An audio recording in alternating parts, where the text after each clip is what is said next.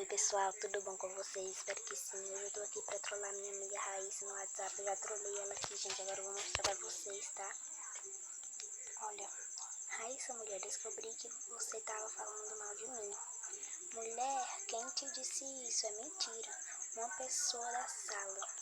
É sério, é mentira. Não é não. Agora cria vergonha na cara e não fala mais comigo.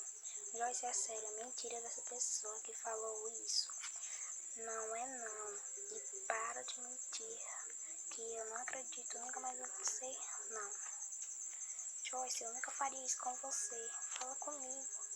Mas você fez. Tchau, vou lhe bloquear, não. Você pediu pra mim não falar com você, então tchau. Gente, aí eu bloqueei ela, agora eu vou desbloquear pra ver no que dá. Vou desbloquear e vou falar pra ela que é mentira, que é trollagem pro YouTube.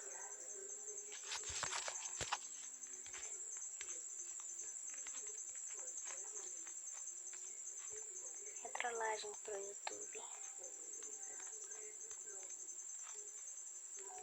Dá oi pro canal.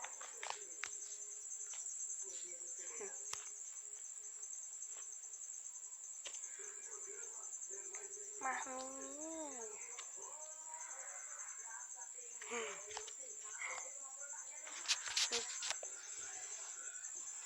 Ai, gente. Eu vou ver aqui o que ela vai falar. Daí eu paro o vídeo pra vocês. Eu vou matar essa guria. KKK. Então, pessoal, esse foi o vídeo. Se você gostou, deixe seu like, se inscreva no canal e ative o sininho pra você não perder nenhuma notificação.